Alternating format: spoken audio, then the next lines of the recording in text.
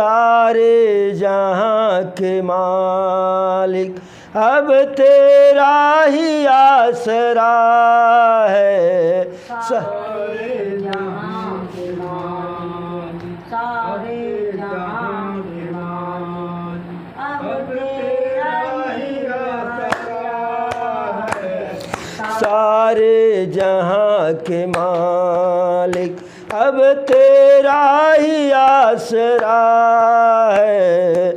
सारे जहाँ के मालिक अब तेरा ही आसरा है। सारे जहाँ के मालिक, सारे जहाँ के मालिक अब तेरा ही आसरा है। सारे जहाँ के मालिक अब तेरा ही आसरा है। सारे जहाँ के मालिक राजी हैं हम उसी पर, राजी हैं हम उसी पर जिसमें तेरी रजा है। राजी हैं हम उसी पर, जिसमें तेरी रजा है। राजी हैं हम उसी पर जिसमें तेरी रजा है। राजी हैं हम उसी पर जिसमें तेरी रजा है। राजी हैं हम उसी पर। सारे जहाँ के मालिक अब तेरा ही आसरा है। सारे जहाँ के मालिक अब तेरा ही आसरा है। सारे जहाँ के मालिक हम क्या बताएं तुमको, हम क्या बताएं तुमको, हम क्या बताएं तुमको, हम क्या बताएं तुमको। सब कुछ तुम्हें खबर है। सब कुछ तुम्हें खबर है। हम क्या बताएं तुमको, सब कुछ तुम्हें खबर है। क्या बताएं तुमको, सब कुछ खबर तुम्हें है। हम क्या बताएं तुमको, सब कुछ तुम्हें खबर है। हम क्या बताएं तुमको, सब कुछ खबर तुम्हें है। हर हाल में हमारी, हर हाल में हमारी तेरी तरफ नजर है। हर हाल तेरी तरफ नजर है। हर हाल में हमारी तेरी तरफ नजर है। हर हाल में हमारी तेरी तरफ नजर है। सारे जहाँ के मालिक अब तेरा ही आसरा है। सारे जहाँ के मालिक अब तेरा ही आसरा है। सारे जहाँ के मालिक किस्मत है ये हमारी, किस्मत है ये हमारी जो तेरा फैसला है। किस्मत है हमारी जो तेरा फैसला है। जो तेरा फैसला है। किस्मत है ये हमारी जो तेरा फैसला है। किस्मत है हमारी जो तेरा फैसला है। किस्मत सारे जहाँ के मालिक अब तेरा ही आसरा है। सारे जहाँ के मालिक अब तेरा ही आसरा है। सारे जहाँ के मालिक राजी हैं हम उसी पर जिसमें तेरी रजा है। राजी हैं हम उसी पर जिसमें तेरी रजा है। राजी हैं हम उसी हाल हाथों को हम दुआ की खातिर में लाए कैसे, हाथों को हम दुआ की खातिर में लाए कैसे,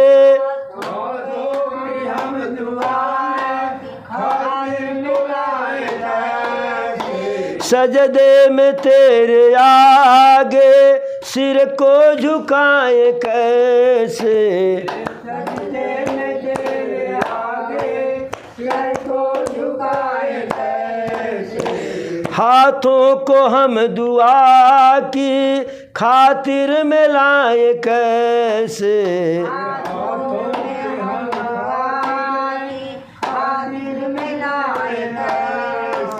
सजदे में तेरे आगे सिर को झुकाए कैसे,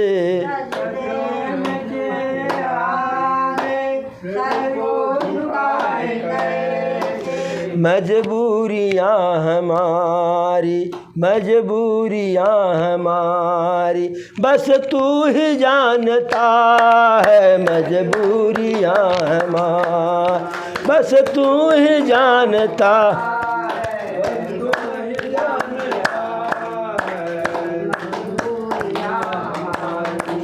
बस तू ही जानता है मजबूरियाँ,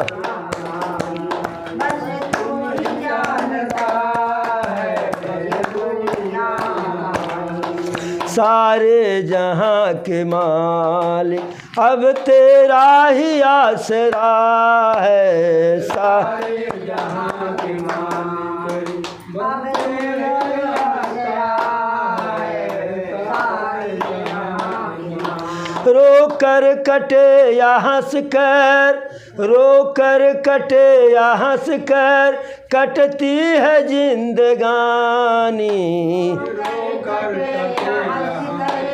कटती है जिंदगानी, तू गम दे या खुशी दे, तू गम सब तेरी मेहरबानी, तू गम दे या खुशी दे सब तेरी मेहरबानी, तू गम दे या खुशी दे सब तेरी मेहरबानी,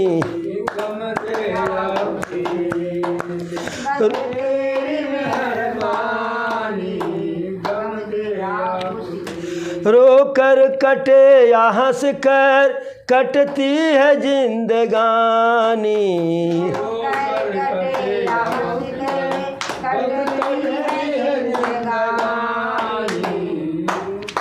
रो कर कटे या हंस कर कटती है जिंदगानी,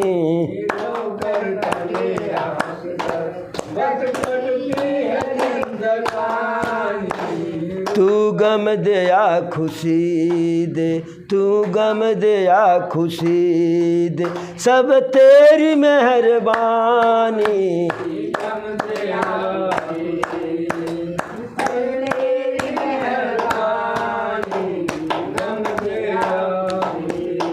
तेरी खुशी समझ कर, तेरी खुशी समझ कर सब गम भुला दिया है, तेरी खुशी समझ सब गम भुला दिया है, तेरी खुशी समझ कर सब गम भुला दिया है, सारे जहाँ के माल अब तेरा ही आसरा है, सारे जहाँ के मालिक अब तेरा ही आसरा है, सारे जहाँ के मालिक, राजी हैं हम उसी पर, राजी हैं हम उसी पर जिसमें तेरी रजा है, राजी है हम उसी पर जिसमें तेरी रजा है, राजी हैं हम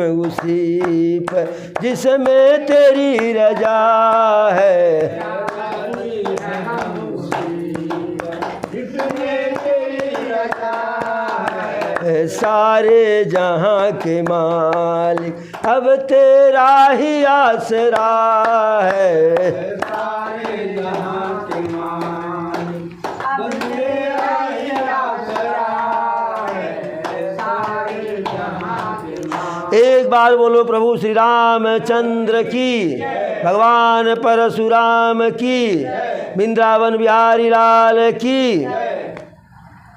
अरे एक पिता के विपुल कुमारा, अहो ही पृथक गुणशील धारा। को पंडित को तापस ज्ञाता, और को धनवंत सूर को दाता। को सर्वज्ञ धर्मरत कोई, और सब पर पितहि प्रीति सम होई। को पितु भगत बचन मन कर्मा, और सपन हु जानन दूसर धर्मा। सो सुत प्रिय पितु प्राण समाना, और यद्यपि सो सब भांति अयाना। यही विधि जीव चराचर जेते, त्रिजग देव नर असुर समेते। अखिल विश्व यह मोर उपाया, और सब पर मोही बराबरि दाया। तिन्ह मह जो परि हरि मद माया, और भजय मोहि मन बचय रुकाया। पुरुष नपुंसक नारी वा जीव चराचर कोय, सर्व भाव भज कपट तजी मोहि परम प्रिय हो। सत्य कहूँ खग तोय, सुचि सेवक मम प्राण प्रिय। अस विचारि भज मोय, परिहर आस भरोस सब। काकभूषुंड जी गरुड़ जी से कहते हैं कि प्रभु कहते हैं, जब प्रभु वरदान दिए काकभूषुंड जी को कि अविद्या तुम्हें कहीं कभी व्याप्त नहीं होगी। जहाँ तुम रहोगे जिस आश्रम में, वहाँ मेरे द्वारा उत्पन्न माया या माया के परिवार जाएंगे ही नहीं। जो है तुम जो चाहोगे वह जान जाओगे, जहाँ चाहोगे वहाँ पहुँच जाओगे। हमें कुछ जानने के लिए कुछ साधन चाहिए न भाई।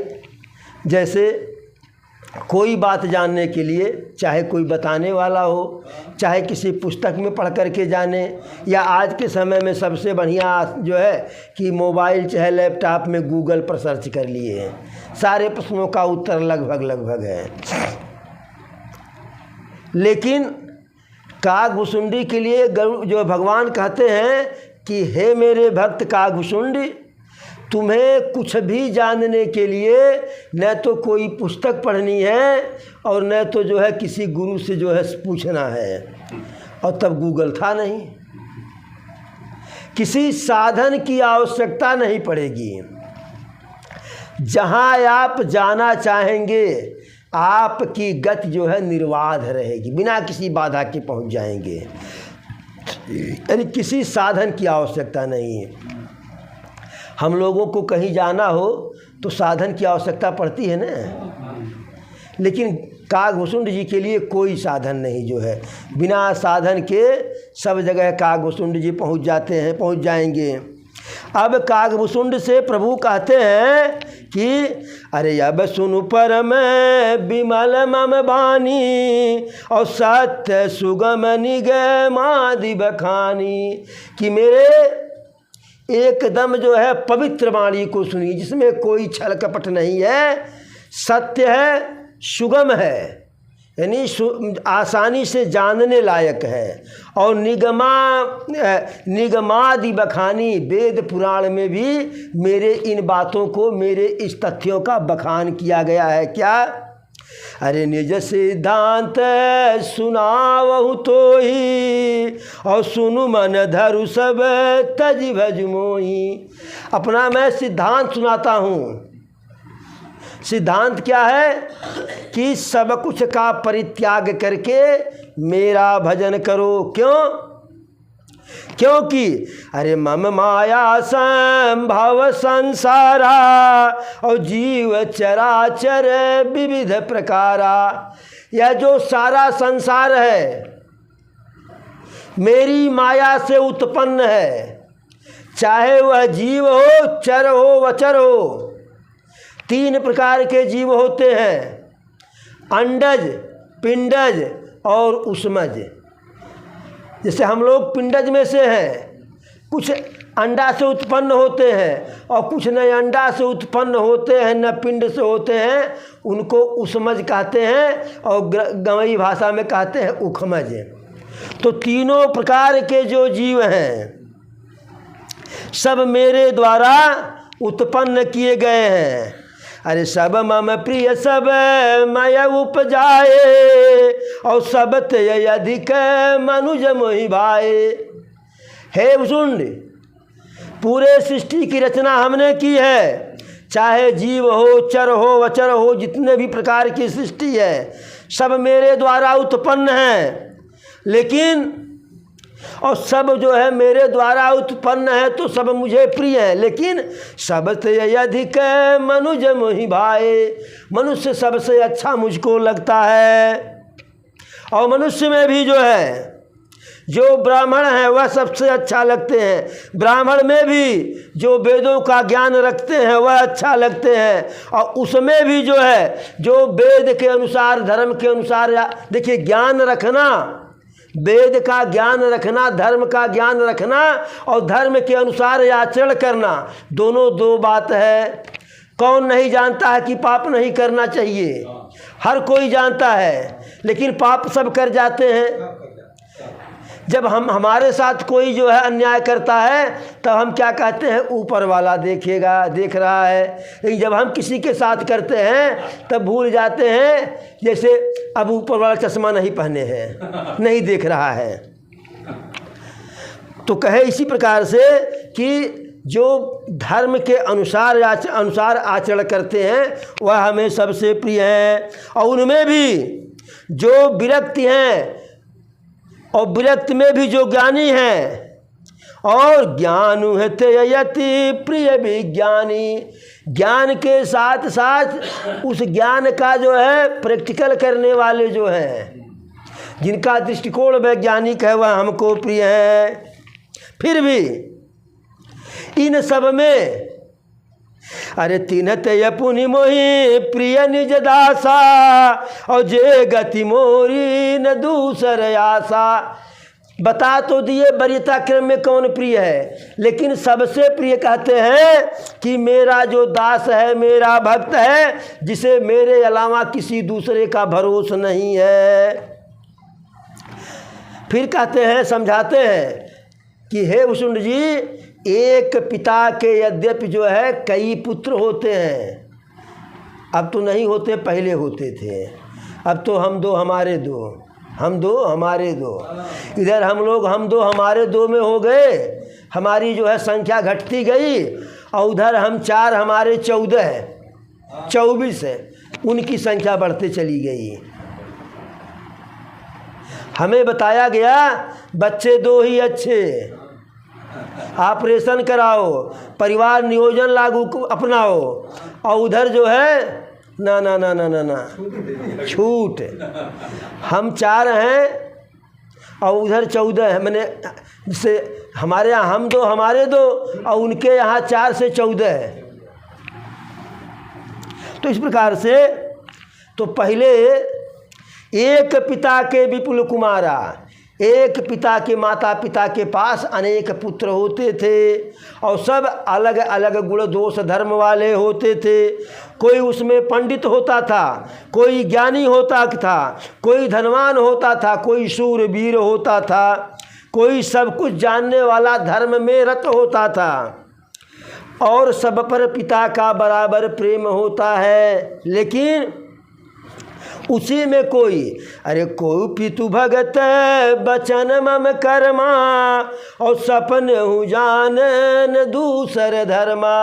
उसी में से कोई पुत्र ऐसा होता है कि जो मन वचन कर्म से पिता का भक्त होता है और पिता के अतिरिक्त जो है, पिता की भक्ति के अतिरिक्त, पिता के सेवा के अतिरिक्त जो है कोई दूसरा कार्य जानता ही नहीं, दूसरा उसका कोई धर्म नहीं है। ऐसा पुत्र जो है पिता के लिए प्राणों के समान होता है, यद्यपि वह हर प्रकार से अनाड़ी होता है, ज्ञान होता है। देखिए, वही पुत्र जो है आपकी सेवा अधिक करेगा जो कम पढ़ा लिखा होगा। जो अधिक पढ़ा लिखा होगा वह उसका अच्छे घर में रिश्ता होगा, और अच्छे घर में रिश्ता होगा तो बहू बढ़िया दहेज लेकर के आएगी, और बढ़िया दहेज लेकर के आएगी तो वहीं से जो है बिल्कुल कंप्रोमाइज़ हो जाता है, क्या कहते हैं, कांटेक्ट हो जाता है। दामाद जी कहते हैं सासू जी से कि मम्मी काहे परेशान हैं, हमारे यहाँ लंबी परिवारी है ना, आपकी लड़की कई दिन हमारे घर रहेगी, हम फ्लाइट पर बैठाएंगे लेकर के फुर्र हो जाएंगे, फिर हम दो हमारे दो रह जाएंगे, फिर हम दो हमारे दो रह जाएंगे। अच्छा, सास भी बड़ा मगन है, पहुना गईले ले आए के, और जब उसी सास का जो है उसी का बेटा जब अपनी बहू को लेकर के जाता है तब पूरे टोला मोहल्ला में कुछ चर्चा,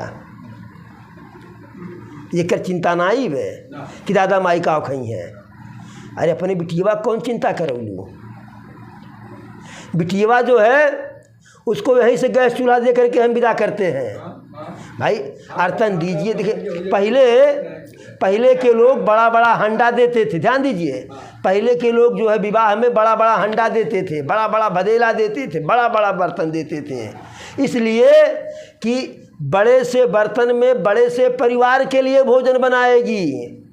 लेकिन सब कुछ देते थे। मान लीजिए गैस चूल्हा नहीं था तो मिट्टी वाली चूल्ह थी ना, लेकिन मिट्टी की चूल्ह नहीं देते थे, क्योंकि जाएगी घर बनाएगी।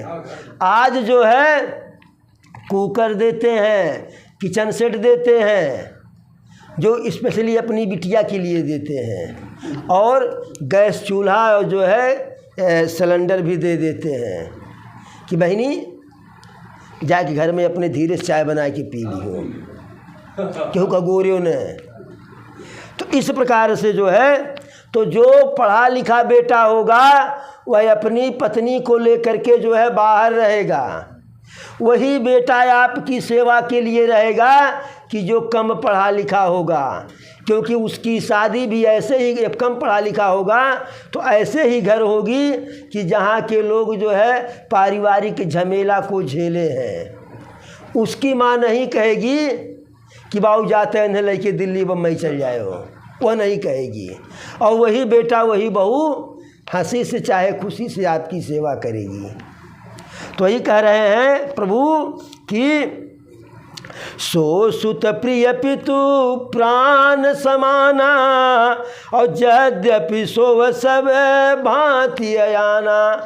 तो वही बेटा जो हर प्रकार से अज्ञान है, अनाड़ी है, लेकिन माता पिता के ही सहारे रहता है। पिताजी है काम कैसे, पिताजी ऐसे वैसे खनवा कब खावा, तो वही पुत्र जो है प्राण के समान प्रिय होता है। यद्यपि हर प्रकार से वह जो है तो क्या कहते हैं, हर साधन से रहित तो होता है, लाचार होता है, परवश होता है। यही विधि जीव चराचर जेते, और त्रिजग देव नर यसुर समेते। प्रभु कहते हैं इसी प्रकार से इस संसार में जीव हैं, चर हैं, अचर हैं, त्रिजग देव नर असुर समेते। चाहे देवता हैं, चाहे मनुष्य हैं, चाहे असुर हैं, सब जो है मेरे द्वारा ही पैदा किए गए हैं, और सब पर मेरा बराबर बराबर मोह है। बराबर बराबर मोह से मतलब यह जो है, जो पिता बुद्धिमान होता है तो जो बेटा उसकी सेवा करता है उसे कुछ अतरधन जो रखे रहते हैं, माने नगदी, वह देते हैं अलग से, लेकिन खेत में हिस्सा सारे पुत्रों को बराबर बराबर देते हैं, वहाँ नहीं बेईमानी करते हैं। तो प्रभु वही कह रहे हैं कि सब पर मेरी बराबर बराबर दाया है। भाई हिसाब तो जो बाहर वाला है उसी का तो होगा। जैसे मान लीजिए कोई नौकरी कर रहा है, 50,000 रुपया वेतन पा रहा है, तो उसके बच्चे और उसकी पत्नी उसी 50,000 का तो हिसाब लेंगी, और जो रिश्वत में पैसा मिल जा रहा है, कमीशन मिल जा रहा है, चोरी बेईमानी, उसका कोई हिसाब है? वो तो कह देगा कि हम चोरी बेईमानी करते ही नहीं हैं। तो प्रभु कहे कि जो दिखावा वाला है वह हम सब में बराबर बराबर बांटते हैं, लेकिन तीन मह जो परी हरि मद माया और भजय मोहि मन बचय रुकाया। इसमें जो अपने सारे मोह माया मद का परित्याग करके जो है मेरा भजन करता है, मेरा गुणगान करता है, मेरा नाम लेता है मन से, वचन से और कर्म से, वह चाहे पुरुष हो चाहे नारी हो, चाहे न पुरुष हो न नारी हो, बीच वाला हो, चाहे जीव हो चर हो अचर हो, सर्व भाव भज कपट तजी मोहि परम प्रिय सोई। सारे भावों का परित्याग करके, हर प्रकार के भाव से, कपट का परित्याग करके निस्वार्थ भाव से जो मेरा भजन करता है वह मुझे प्राणों के समान प्रिय है, सबसे अधिक प्रिय है। सत्य कहूँ खग तोय सूचि सेवक मम प्राण प्रिय। प्रभु कह रहे हैं कि हे भुसुंड जी, मैं सत्य कहता हूँ, झूठ तो बोलता नहीं। आदमी झूठ कब बोलता है? मजबूरी में या किसी को खुश करने के लिए। तो प्रभु को तो किसी को खुश नहीं करना है, वो तो समदर्शी हैं, जो करना है वही करेंगे। कोई बीमार, किसी के घर के किसी व्यक्ति का अगर जो है वो कागज़ पूरा हो गया है, तब घर वाले चाहे कितनों रोवें कितनों चिल्लाएं, तो प्रभु कुछ दिन बढ़ा थोड़ी न देंगे। चाहे भगवान को 4 गारी दो, और जिसका कागज़ अभी बाकी है तो वह भी चाहे 4 गारी दे, तो एक को दिन पहले बुला नहीं लेंगे। तो प्रभु कहे कि मैं सत्य ही कहता हूँ, और किसी से मजबूरी मेरी है नहीं कि झूठ बोलूँ जो है। अस विचारी भज मोहि परिहरि आस भरोस सब। ऐसा जान करके, समझ करके, विचार करके सारा आसरा भरोसा दाएं बाएं वाला छोड़ दीजिए, सिर्फ मेरा भजन करो। और कहते हैं कि हे कागभूषुंड जी, कभी तुम्हें काल नहीं व्यापेगा। काल का मतलब कि मृत्यु नहीं होगी, और मेरा निरंतर भजन करना। अब कागभूषुंड जी कह रहे हैं कि प्रभु के ऐसा अमृतमयी वचन को सुन करके मेरे कान अघा नहीं रहे, मन अघा नहीं रहे, और मेरा शरीर जो है एकदम जो है रोआ रोआ खड़ा हो गया, और मन एकदम प्रसन्न हो गया। अब वह सुख जो है, जो आनंद मिला जो है, वह आनंद, अरे सो सुख जानई मन रुकाना, और नहीं रसना पई जाई बखाना। मन और कान उस आनंद को जानते हैं, लेकिन बड़ी समस्या कि मन के पास और कान के पास जीभ नहीं है कुछ बताने के लिए, और बिना जीभ के बता नहीं मिलेगा। कहें कि वह जो आनंद मुझे प्राप्त हुआ जो है प्रभु के इन वचनों से, तो मेरा मन ही उस आनंद को जानता है, और मेरा कान, क्योंकि मन ने ग्रहण किया, कान ने सुना, लेकिन कितना मुझे आनंद मिला मैं बता नहीं सकता, क्योंकि न तो मेरे मन के पास जीभ है न मेरे कान के पास जीभ है। जैसे मान लीजिए मिठाई आप खाएं और हमसे पूछे बाबू कितना मीठ है, तो हम कैसे बताएंगे? भाई जो खा रहा है वही तो बताएगा। तो मन सुना, कान सुना, इन दोनों के पास जीभ नहीं है। अरे प्रभु शोभा सुख जान ही नयना, और कहीं किम सकहीं तिनहि नहीं बयना। और दूसरी बात कहते हैं, प्रभु के सुंदरता और शोभा से जो सुख मिला जो है नेत्र को, वह नेत्र ही जाने। लेकिन अब बड़ी समस्या जो है कि नेत्र के पास भी जबान नहीं है, वो कैसे बतावे कि प्रभु को देख करके कितना मैं प्रसन्न हुआ जो है, कितना सुखी हुआ जो है। फिर कहते हैं गरुड़ जी से कहा घुसुंड जी, हे गरुड़ जी, प्रभु हमें हर प्रकार से समझा करके, संतुष्ट करके, उपदेश दे करके अलग करण शिशु कौतुक तेई। फिर वही छोटे से राम के रूप में जो है ठुमक चलत रामचंद्र बाजत पजनिया, तो छोटे से जो है बालक के रूप में प्रभु फिर आंगन में वही खेला खेलने लगे कि पुआ दिखा रहे हैं, बुला रहे हैं, आ रहे हैं तो हंस रहे हैं, मैं दूर जा रहा हूँ तो रो रहे हैं, पैरों में पड़ने जा रहा हूँ तो धीरे धीरे पीछे भाग जा रहे हैं। इतने में कागभूषुंड जी कहते हैं कि जब समय अधिक हो गया तो लीला कर रहे हैं न। अब अगर कोई बच्चा जो है दिन भर भोजन न मांगे तो माता पिता के ऊपर क्या गुजरेगा। ये बहु लड़के वक्त तबीयत खराब लगत, भूखिए नहीं लगत बे, कुछ खाते नहीं बे, तो माता पिता को कष्ट देना नहीं है। तो सजल नयन कछु मुख करि रूखा और चितई मातुला गियति भूखा। खेल लिए खूब प्रभु, तो नेत्रों में आंसू भर के जो है और चेहरे को थोड़ा सा उदास करके माता की तरफ देखे कि माता समझ जाए कि बेटुआ को भूख लगी है। और जैसे माता देखी प्रभु के इस उदास चेहरा को, नेत्रों में जो है आंसू जो है, तैसे बिल्कुल आतुर होकर के लपक करके दौड़ करके जो है उठा ली जो है और गोद में बिठा करके दुग्ध का पान कराई जो है। और रघुपति चरित ललित कर गाना, ऐसे राघव सरकार नाना प्रकार की लीला कर रहे हैं। फिर कागभूषुंड जी कहते हैं कि मैं बहुत समय तक, कुछ समय तक वहाँ अयोध्या में वास किया और प्रभु की लीला जो है देखता रहा, प्रभु के साथ रहता रहा। राम प्रसाद भगति बर पायऊँ और प्रभु पद बंदी निजाश्रम आयऊँ। प्रभु की कृपा से जो प्रभु के भक्ति का वरदान पाया, प्रभु को प्रणाम किया और प्रणाम करके जो है अपने आश्रम में आ गया। और तब से मुझे कोई अविद्या व्यापी नहीं, जब से राघव सरकार हमको अपना लिए।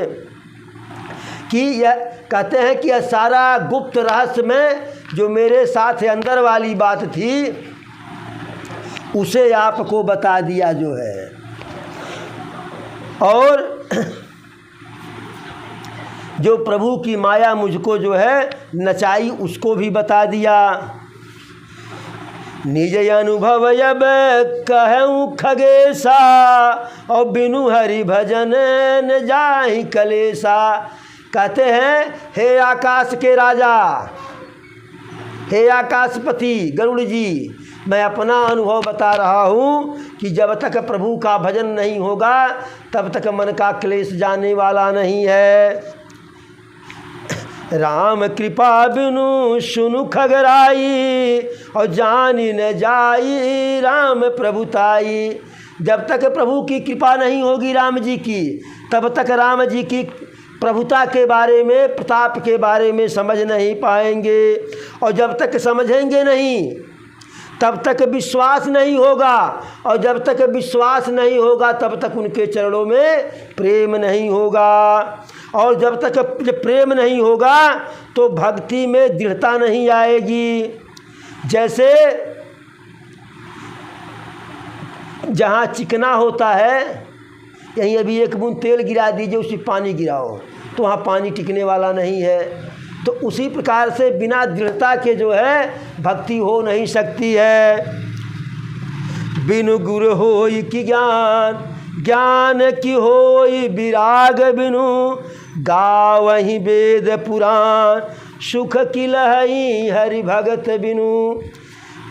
जैसे बिना गुरु के ज्ञान नहीं होता है और ज्ञान के बिना विराग नहीं होता, वैराग्य, और बिना जो है प्रभु के भक्ति के जो है सुख नहीं मिलता है, ऐसा वेद पुराण गाते हैं। जैसे कोई जब तक जो है विश्राम तब तक नहीं पाएगा कि जब तक यह स्थल न हो। बिना स्थल के कोई पेड़ जामेगा नहीं जो है, उसे मिट्टी चाहिए जो है। को विश्राम की पाव तात सहज संतोष बिनु, चले कि जल बिनु ना कोटि जतन पचि पचि मरी। जब तक संतोष नहीं होगा, बिन संतोष न काम न साही, और काम अछत सुख सपन उनाई। जब तक संतोष नहीं होगा तब तक हमारी इच्छा का नाश नहीं होगा, और जब तक हमारी इच्छा का नाश नहीं होगा तब तक सुख सपने में भी नहीं। कितना घर में भरा हो, लेकिन जब हमारी इच्छा उसके ऊपर हो जाती है तो ऐसा ही व्यक्ति जो है घर में सब पड़ा हुआ रहता है, तो लोग कहते हैं कि सोमक धन शैतान खा लें, और के चक्कर में और कमाई और कमाई और कमाई जो है उसका उपभोग नहीं करते हैं। धन की 3 गतियां होती हैं। सबसे उत्तम गति धन की होती है कि दान कर दो, क्योंकि दान करने से यहाँ जो लाभ मिलता है, यश मिलता है, सो मिलता ही है, वहाँ भी मिलता है। दान नहीं करना चाह रहे हो कि भाई मेहनत से कमाए हैं, परिश्रम करके पाई जोड़े हैं, तो काहे फलाने के दान दे दें, तो उसका उपभोग कर डालो, खा लो, पहन लो, मौज मस्ती कर लो, बढ़िया घर बनवा लो, तो यह मध्यम गति हो गया। और जिसके धन का जो है न दान वाली गति होती है प्रथमा गति, उत्तम गति, और न मध्यम गति होता है उपभोग वाला, उसका धन तृतीया गति को प्राप्त होता है। तो धन की तृतीया गति क्या है कि सोमक धन शैतान खा लें। कबो मीठा खा के पानी नहीं पिए जो है, नमकीन खा के पानी नहीं पिए, गरी छुहारा नहीं खाए, घी नहीं खाए, काजू पिस्ता बादाम नहीं खाए, बचाए कि धैले रहा बुढ़ौती में कामे आई। अरे बुढ़ौती आएगा कि नहीं हम जानते हैं, क्या पता है, क्या भरोसा है इस ज़िंदगी का। और ऐसे ही लोगों का जो है एक एक पाई जोड़ के जो है, अरे का कर बराई राई, का कर बराई राई, पाई जोड़ के उड़ जाई है सुगनवा एक दिन पिजड़वा के छोड़ के। तो एक दिन सुगनवा उड़ जाएगा,